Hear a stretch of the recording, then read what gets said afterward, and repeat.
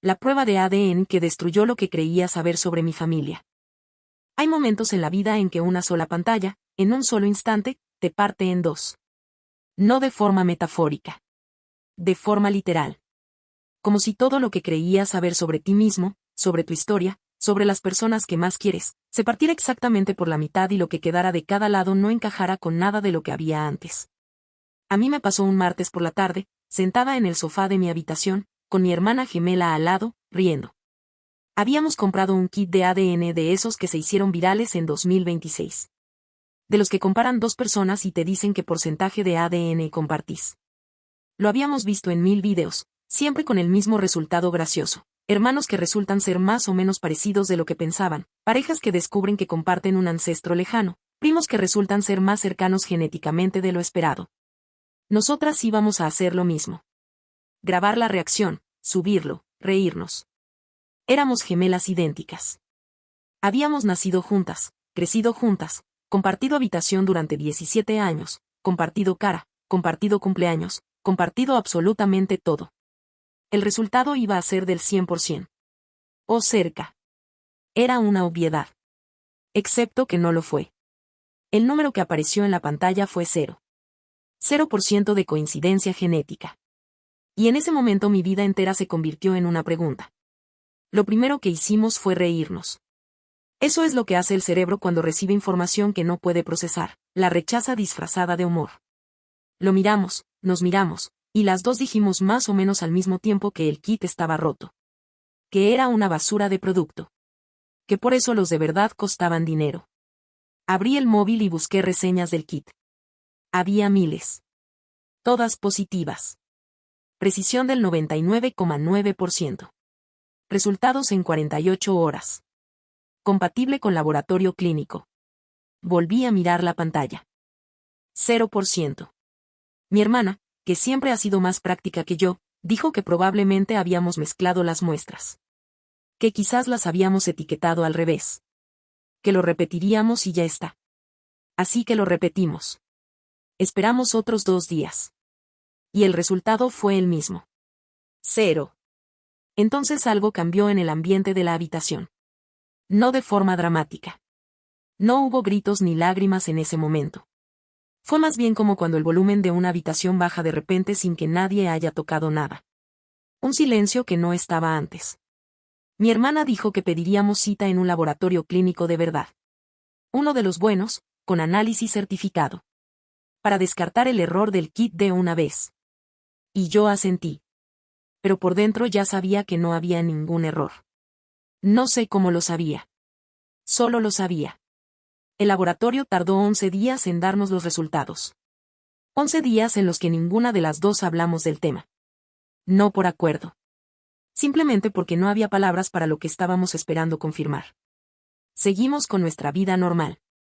Desayunando juntas, viendo series por la noche, contestando mensajes, yendo a clase. Pero algo había cambiado en la forma en que nos mirábamos. No en todas las miradas. Solo en algunas. En esas miradas largas, de las que duran un segundo más de lo normal, en las que percibes que la otra persona está pensando en lo mismo que tú pero ninguna quiere ser la primera en decirlo. Cuando llegó el correo del laboratorio, estábamos las dos en casa. Lo abrí yo. Lo leí 2 veces.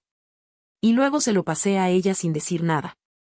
El informe era muy técnico, lleno de términos que no entendimos del todo, pero la conclusión estaba en la primera página, en una sola línea, perfectamente clara. Las muestras analizadas no presentan coincidencia genética. Las personas analizadas no comparten parentesco biológico detectable. Mi hermana dejó el papel encima de la mesa muy despacio. Y entonces sí lloramos. No de tristeza exactamente. Era algo más raro que eso. Era el llanto de cuando algo que no querías que fuera verdad se confirma y el cuerpo decide que ya no puede seguir haciendo como que no pasa nada. Esa noche llamamos a nuestros padres. No les dijimos nada por teléfono.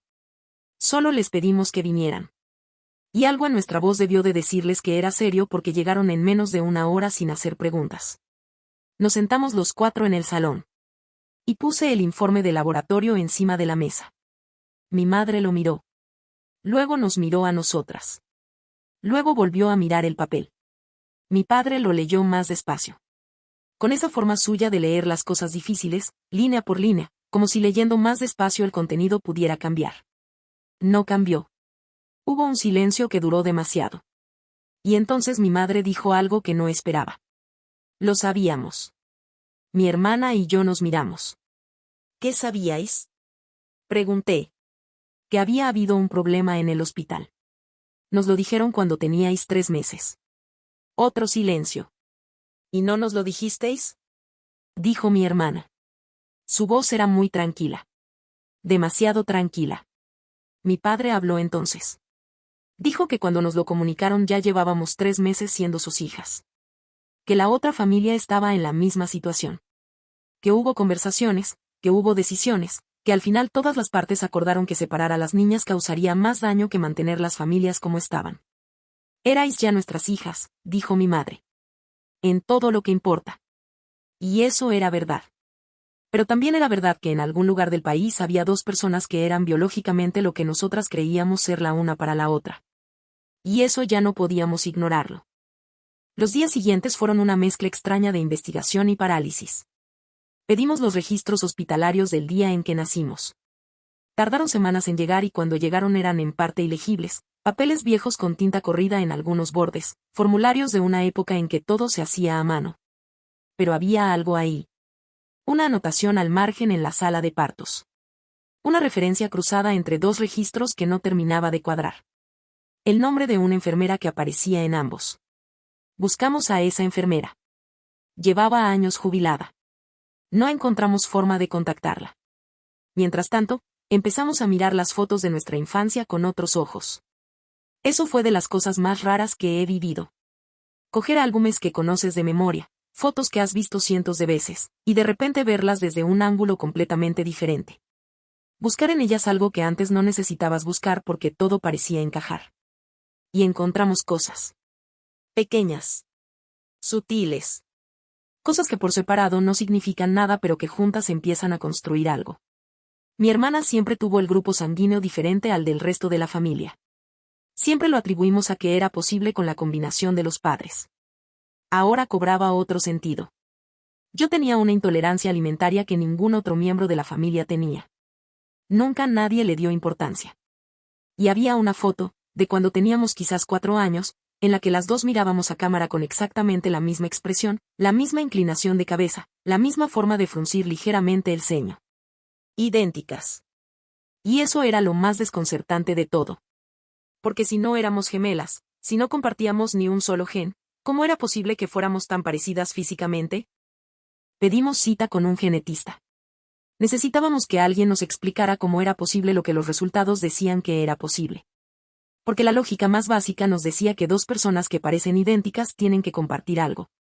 Que el parecido físico viene de algún sitio. El genetista nos explicó varias cosas que no habíamos considerado. La primera es que el parecido físico puede ser mucho más coincidente de lo que pensamos. Hay rasgos faciales que aparecen en combinaciones similares en personas sin ninguna relación genética. No es lo común, pero ocurre. Y cuando 2 personas crecen en el mismo ambiente, con la misma alimentación, los mismos hábitos, las mismas expresiones aprendidas, el parecido puede acentuarse todavía más a lo largo del tiempo. La segunda es que existe un fenómeno llamado superfecundación, en el que 2 óvulos son fecundados por espermatozoides de 2 hombres diferentes en el mismo ciclo. Podría explicar que 2 personas nacieran al mismo tiempo sin compartir padre. Pero no explica que no compartan madre. Y los resultados decían 0. No 50%, que sería el caso de medias hermanas. 0. La tercera, y la más probable según él, era el intercambio hospitalario. Nos explicó que en los años en que nacimos los protocolos de identificación en los hospitales eran significativamente menos rigurosos que ahora. Que los errores ocurrían. Que había casos documentados. Y que cuando el intercambio se producía en los primeros días de vida, antes de que los padres tuvieran tiempo de conocer a fondo a sus bebés, podía pasar completamente desapercibido durante años. Décadas. Toda una vida. La base de datos de ADN donde habíamos subido nuestras muestras tenía una función que se llama buscador de parientes. Ninguna de las 2 la habíamos activado todavía. Habíamos estado tan centradas en entender los resultados entre nosotras que no habíamos pensado en lo que esos resultados implicaban para el resto. Si yo no era biológicamente la hermana de quien creía que era mi hermana, entonces en algún lugar había alguien que sí lo era. Alguien que quizás no sabía nada de esto. Activamos la función el mismo día. Los resultados aparecieron en 48 horas. Para mí había una coincidencia del 49,8%. Una persona. Una mujer. De mi misma edad aproximada. A 600 kilómetros de distancia. Para mi hermana, otra coincidencia similar. Otro perfil. También una mujer. También cerca de nuestra edad. Nos quedamos mirando las pantallas durante mucho tiempo sin decir nada. Porque en ese momento lo abstracto se volvió concreto de una forma que golpea diferente. Ya no era un error hospitalario de hace décadas. Ya no era un porcentaje en un papel de laboratorio. Eran dos personas reales, con nombre de usuario, con perfil creado hace meses o años, que en algún momento de su vida habían decidido saber de dónde venían. ¿Sabían ellas lo que nosotras acabábamos de descubrir?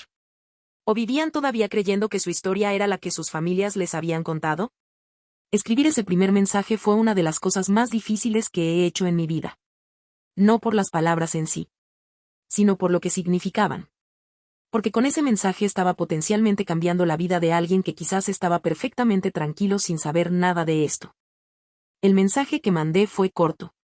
No sabía cómo empezar algo así. No existe un protocolo para decirle a un desconocido que probablemente sea tu hermana biológica y que ambas fueron intercambiadas al nacer. Así que fui directa. Le dije que había hecho una prueba de ADN y que había arrojado resultados inesperados. Que nuestra coincidencia era de casi el 50%, lo que indicaba un parentesco de primer grado. Que no sabía si ella tenía contexto para entender esto o si sería una sorpresa completa. Y que si quería hablar, estaba disponible. Tardó 3 días en responder. Cuando lo hizo, su mensaje era tan corto como el mío. Decía, lo sé. Llevo 2 años buscando. Esas 4 palabras me dejaron sin respiración durante unos segundos. Llevaba 2 años buscando. Lo que significaba que ella había descubierto su parte de la historia mucho antes que yo. Que había pasado 2 años sabiendo que en algún lugar existía alguien que compartía su sangre sin saber quién era. Que había subido su ADN a la base de datos esperando exactamente este momento. 2 años. Y yo no había sabido nada hasta hace 3 semanas. La persona que le había tocado a mi hermana respondió diferente. Con más preguntas. Con más confusión. Con más resistencia. Para ella sí era una sorpresa completa. No había sospechado nada. Tenía una familia que nunca le había dicho nada, igual que la nuestra al principio, y necesitaba tiempo para procesar lo que los números le estaban diciendo. Lo más difícil de todo esto no fue el descubrimiento en sí. Fue la pregunta que vino después. ¿Quién soy? No en un sentido dramático ni filosófico. En un sentido muy concreto y muy práctico. Porque durante toda mi vida mi identidad había estado construida sobre una base que incluía ser gemela. Esa parte de mí no era un detalle secundario. Era central. Era la forma en que me presentaba, la forma en que me relacionaba, la forma en que entendía mi lugar en el mundo. Tenía una hermana que era exactamente como yo. Que me conocía mejor que nadie. Con quien había crecido en perfecta sincronía. Y de repente esa parte de mi historia resultaba ser biológicamente otra cosa de lo que creía. ¿Eso cambiaba quién era? Mi hermana, la que había crecido conmigo, la que seguía siendo la persona que más me conocía en el mundo, me dijo algo que me quedé pensando mucho tiempo. Me dijo que el ADN es el punto de partida pero no es la historia. Que lo que habíamos construido juntas en 20 y tantos años no dependía de una hebra de proteínas. Que seguíamos siendo lo que siempre habíamos sido la una para la otra, independientemente de lo que dijera cualquier laboratorio. Y tenía razón. Pero también era verdad que ahora existía otra persona. Alguien con quien sí compartía esa hebra de proteínas. Alguien a quien nunca había conocido, con quien no tenía ninguna historia compartida, pero con quien tenía algo que no podía ignorar. ¿Qué haces con eso? ¿Cómo integras a alguien nuevo en tu idea de familia cuando ya tienes una familia completa? ¿Cuánto espacio le haces a alguien que es biológicamente tuyo pero que en la práctica es un desconocido? No hay respuestas fáciles. Solo preguntas que vas respondiendo poco a poco. Han pasado varios meses desde esa tarde del sofá, el kit de ADN y el número 0. He hablado con mi hermana biológica 4 veces por videollamada. Es una persona interesante. tiene cosas que reconozco, no sé si porque realmente las compartimos o porque las busco porque quiero encontrarlas. Tenemos conversaciones largas y algunas incómodas y alguna que otra vez un silencio que no sé cómo llenar. No sé todavía qué va a hacer de esa relación. Si va a crecer o si va a quedarse en este punto intermedio entre desconocida y familiar. No me presiono para decidirlo. Mi hermana, la que creció conmigo, sigue siendo mi hermana en todo lo que importa. Eso no ha cambiado. Si acaso, todo esto nos ha acercado más, de esa forma en que las crisis bien gestionadas pueden acercar a las personas en lugar de separarlas. Y mis padres, los que nos criaron a las dos, siguen siendo mis padres. Con todo lo complicado que fue descubrir que sabían más de lo que nos habían dicho. Tuvimos conversaciones difíciles. Seguimos teniéndolas. Pero están ahí. Lo que me llevo de todo esto, si tuviera que resumirlo en algo, es que la identidad es más resistente de lo que creemos. Que puede absorber verdades enormes sin romperse. Que quien eres no está escrito en un porcentaje de coincidencia genética sino en todo lo que has vivido, en las personas que has elegido tener cerca, en las conversaciones que has tenido a las 3 de la mañana, en los momentos en que alguien estuvo ahí cuando lo necesitabas. El ADN te dice de dónde vienes biológicamente. No te dice quién eres. Eso lo decides tú.